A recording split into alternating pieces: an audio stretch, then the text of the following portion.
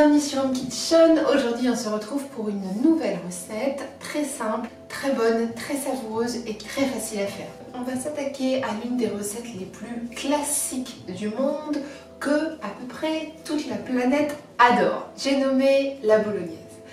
Pas n'importe quelle bolognaise. Donc là, vous me connaissez, on va pas se contenter de faire les choses à moitié, genre je balance un peu un oignon dans une poêle avec de la sauce tomate et je mets un peu de piesti ou de lentilles.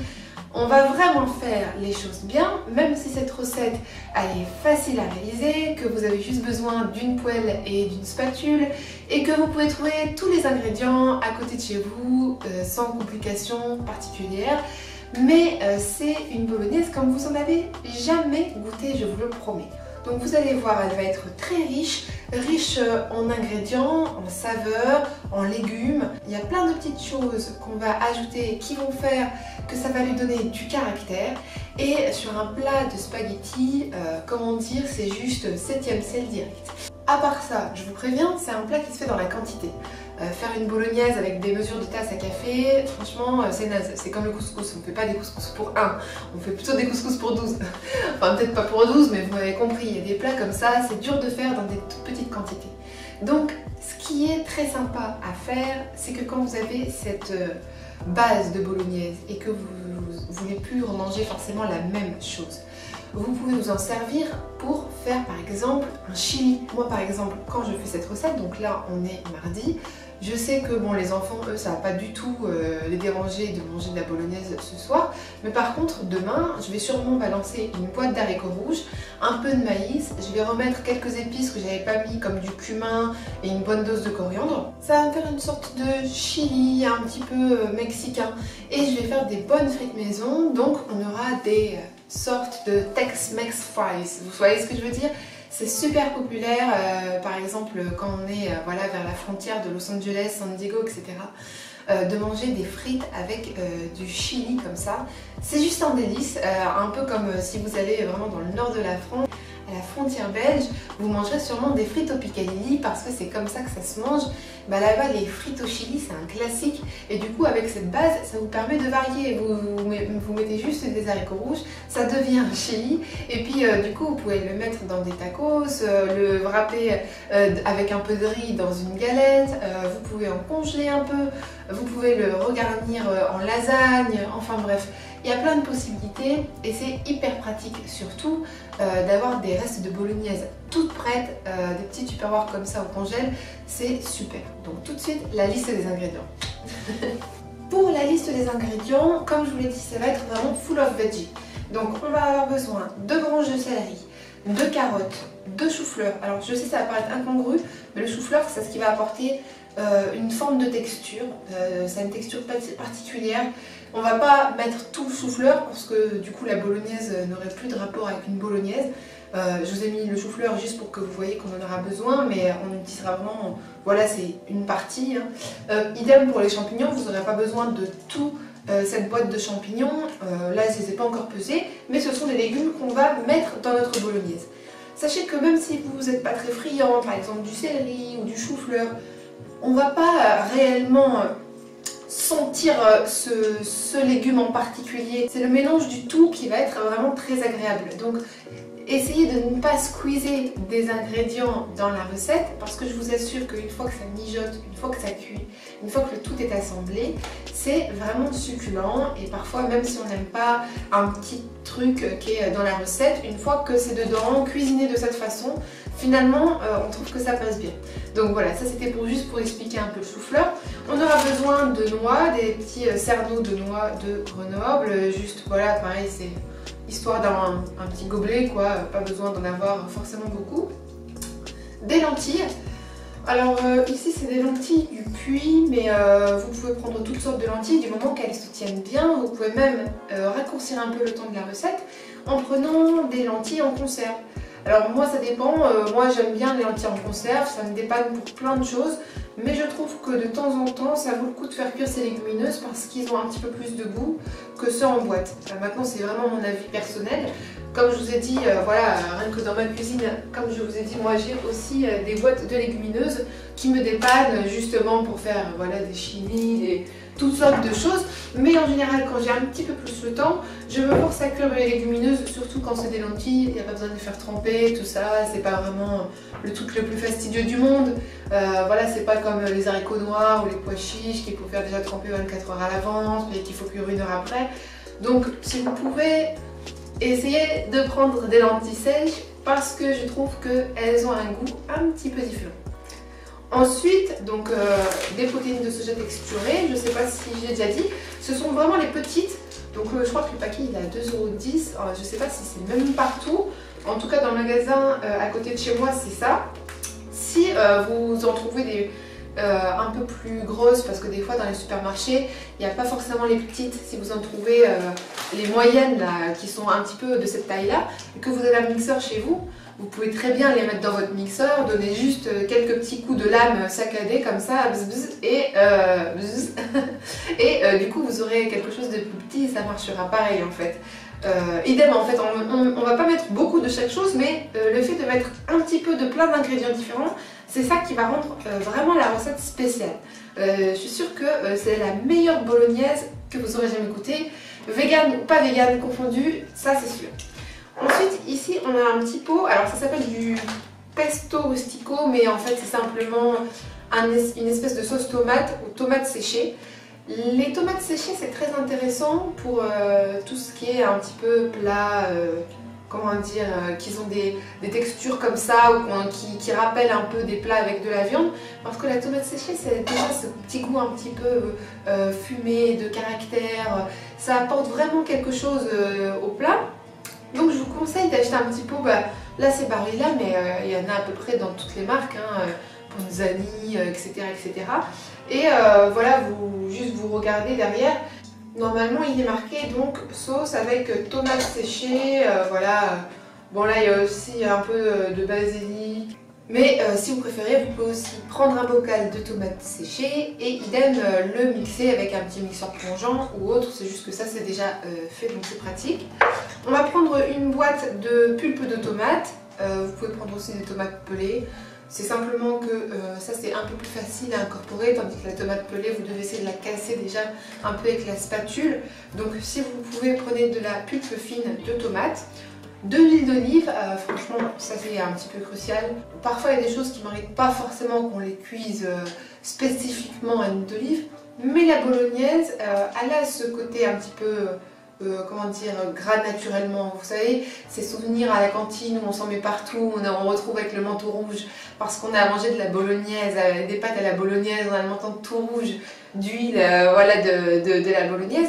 Bah là c'est pareil, on va pas avoir de mauvais gras entre guillemets, mais l'huile d'olive c'est vraiment intéressant pour la réaliser. De façon très basique, on aura besoin d'oignons et d'ail, une petite cuillère de concentré de tomate. Moi c'est pour ça que je prends ces petits formats très pratiques en tube avec le bouchon, parce que souvent j'ai besoin que d'une cuillère ou deux de sauce tomate, donc j'ai pas envie d'ouvrir une boîte de 200 ml qui va traîner au frigo, je sais, pendant 2 semaines avant d'être jetée. Ensuite on aura besoin de sel, de poivre, alors Fifi,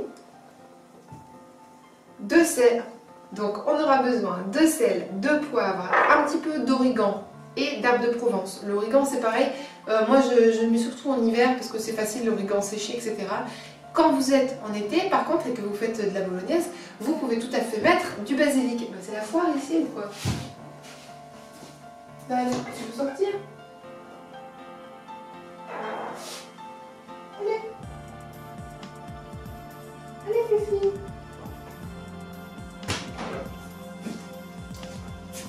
C'est la maison des chats ici. Donc qu'est-ce qu'on disait? Oui, qu'en été on pouvait mettre du basilic frais et que ça emmenait carrément sur une autre dimension, une autre planète en termes de goût. Donc là on va se contenter de mettre de l'origan et un petit peu d'herbe de Provence, bien sûr du poivre, le paprika fumé.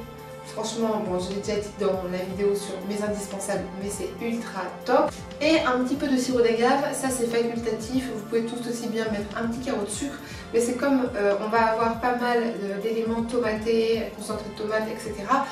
On ajoute juste une petite part de sucre pour contrer l'acidité. Bien sûr, comme je vous l'ai dit, cette recette elle peut vous servir de base, mais moi je vais la manger telle quelle avec un bon plat de spaghettis, rien de plus voilà, basique, classique, mais tellement roboratif, donc j'adore. Mais n'hésitez pas à me dire dans les commentaires comment vous adorez manger la bolognaise. Ça peut être une source d'inspiration parce que des fois on a envie de changer et je suis curieuse de savoir ce que vous faites aussi. Donc tout de suite, c'est parti! Comme d'habitude, on commence par faire chauffer notre poêle avec un petit peu d'huile d'olive. Ensuite, on s'attaque à notre oignon et on va l'émincer bien finement pour le faire revenir à feu moyen.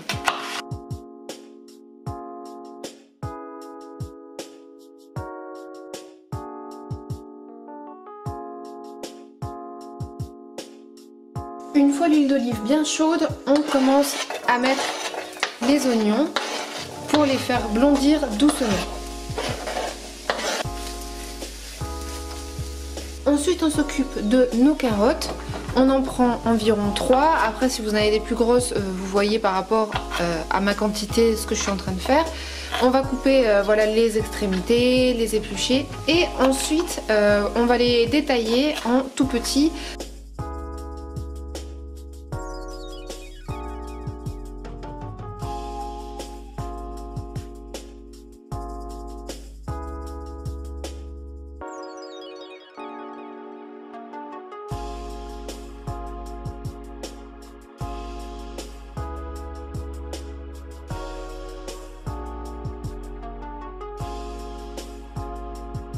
Quand les oignons ont une jolie couleur, on incorpore les petites carottes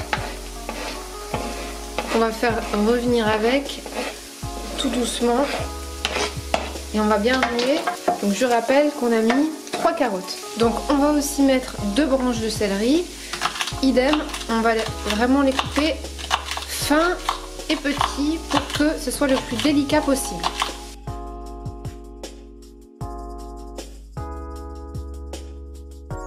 Et idem, on les fait revenir avec le reste des légumes.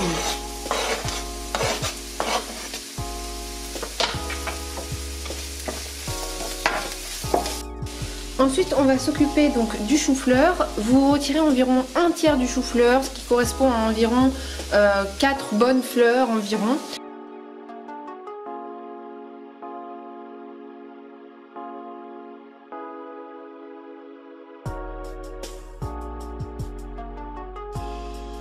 Là, ce qui représente ceci.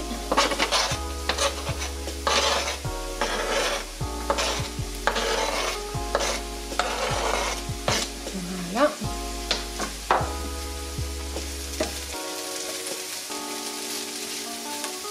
Ensuite, on va ajouter une bonne douzaine de champignons, ce qui correspond à une grosse poignée, grosso modo 120 grammes, 150 grammes, quelque chose comme ça. Donc idem, on va les tailler comme le reste en tout petit et ça sera notre dernier légume.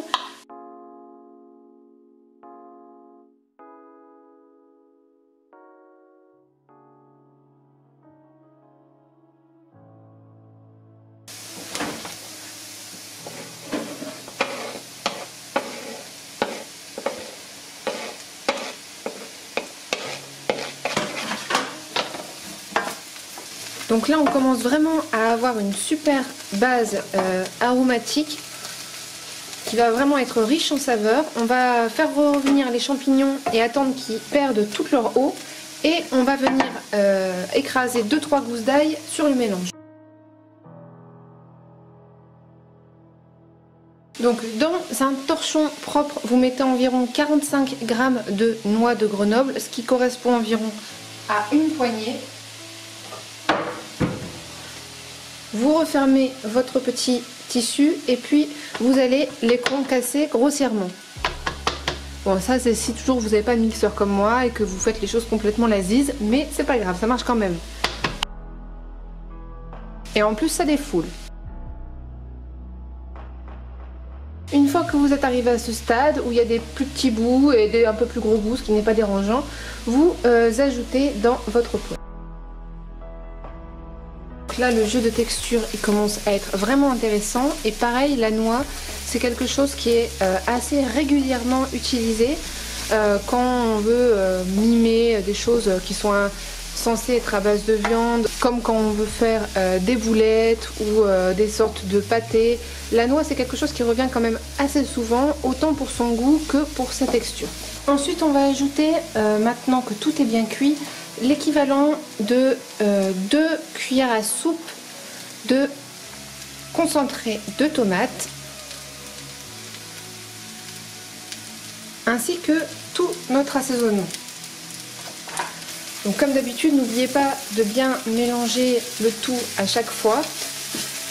Ça peut paraître un petit peu chiant, mais mieux c'est mélangé, mieux les goûts s'harmonisent. Pour l'assaisonnement, donc, on met une bonne dose de sel,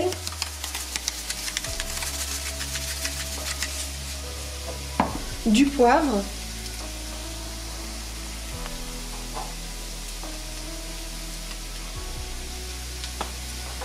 du paprika fumé évidemment,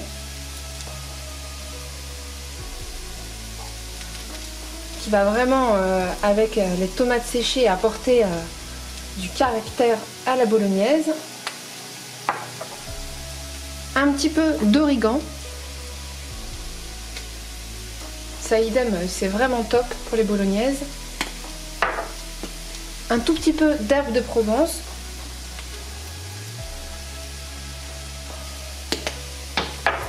Et un petit splash de sirop d'agave, comme ceci.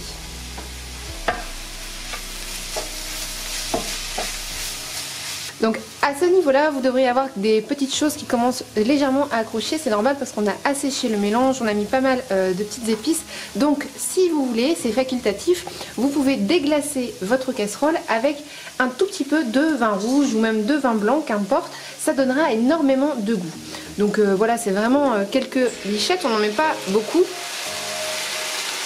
Mais pareil, ça monte la recette à un niveau vraiment supérieur. Donc là, vous attendez juste 2-3 minutes que l'alcool s'évapore pour ne laisser que l'arôme.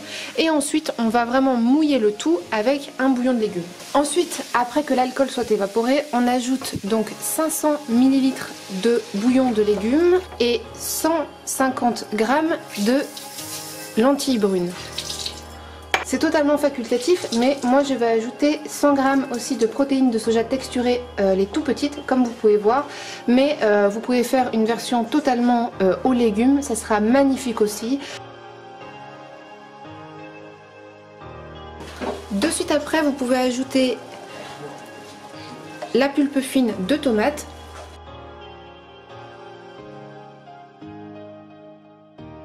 Ainsi que la pâte de tomate séchée. Si vous voyez que le mélange s'assèche ou qu'il manque un peu d'eau, n'hésitez pas à en rajouter quelques lichettes par au-dessus et ensuite mettez un couvercle pour permettre aux lentilles de cuire plus vite. 30 minutes plus tard, vous avez cette riche et très savoureuse bolognaise qui a un formidable jeu de texture, un peu de croquant, de moelleux, qui va bien venir napper vos spaghettis, qui est vraiment délicieuse. Hop, il ne reste plus qu'à servir avec vos pâtes préférées.